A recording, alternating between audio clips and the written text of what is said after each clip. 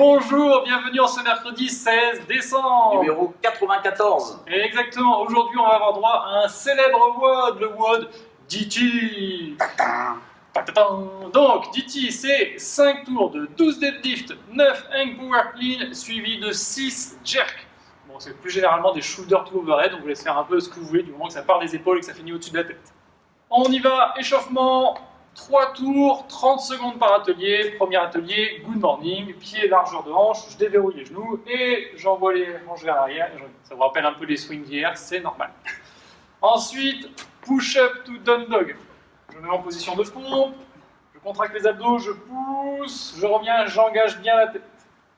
Voilà, on peut rester une petite seconde en position de chien tête en bas pour bien activer les épaules. Ensuite, overhead lunges, vous prenez une haltère, une bouteille d'eau, votre enfant. Intérêt léger, l'enfant. Voilà. 14 ans, c'est trop. C'est très lourd. Et après, on fait des fentes. On va pas les squatter. Voilà. On va chercher vers l'avant, on reste bien gainé, on pousse bien, on active ici au niveau des épaules. Et après, on fait 30 secondes de nouveau de good morning, pied décalé. Donc je décale mes petits pieds, toujours largeur de hanche. Je peux garder un genou plié et je bascule vers l'avant. Vous allez tirer principalement la jambe avant. Exactement. Ok, donc 3 tours, 30 secondes par atelier. Donc je fais un atelier 30 secondes, 30 secondes, 30 secondes et je recommence. Et après on passe donc aux festivités. Festivités. Yippee! Donc festivités, 5 tours de 12 deadlift. Donc 2 haltères, je touche une seule tête des haltères au sol. Je bascule et je reviens. Donc j'engage les hanches en premier, je touche le sol, et après je fais exactement la même chose dans le sens inverse. Pendant toute la phase de montée, hop, mon dos reste en place tant que je n'ai pas passé les genoux, et après là je pivote et je me redresse.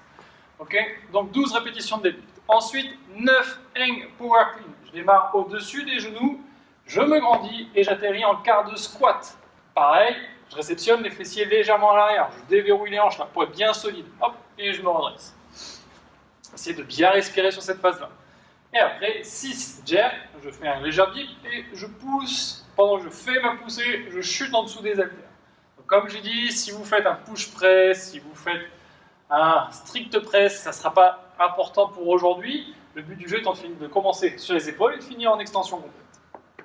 Ok. 5 tours de ces éléments-là.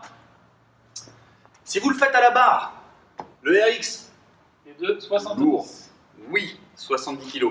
Voilà, donc prenez le RX uniquement si vous êtes capable de faire les 6 jerk unbroken. Normalement, les deadlifts à 70 kg, ça pose pas trop de problèmes. Les hang power clean, ça va également. Par contre, les jerks, ça peut poser problème. Donc si vous prenez le RX, il faut être capable de faire les 6 jerk unbroken, c'est-à-dire qu'avec 70 kg, vous êtes capable de faire le double, c'est-à-dire 12 voire 15 reps avec. Et ça sur tous les tours. Voilà. Si vous faites le premier tour et que dès le deuxième, vous commencez déjà à faire un jerk par un jerk, Vous c'est finirez trop pas. long. Vous finirez pas dans le cap time, surtout que le cap time est de 12 minutes. Ouais. Ok, donc il faut envoyer. C'est pas de la gnognotte. Non. Ok, très bien. Même si ça se dit plus. 2020.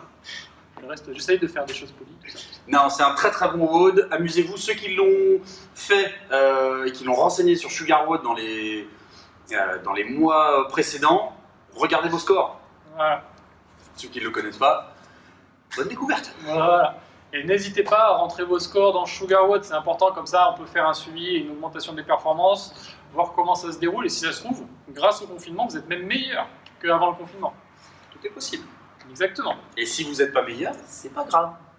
Voilà. On vous aime quand même. Donc après ça, vous avez un petit peu de renfo, pareil, on regarde en description. Faut bien vous défoncer. Parce que le titi n'est pas assez. Voilà, exactement.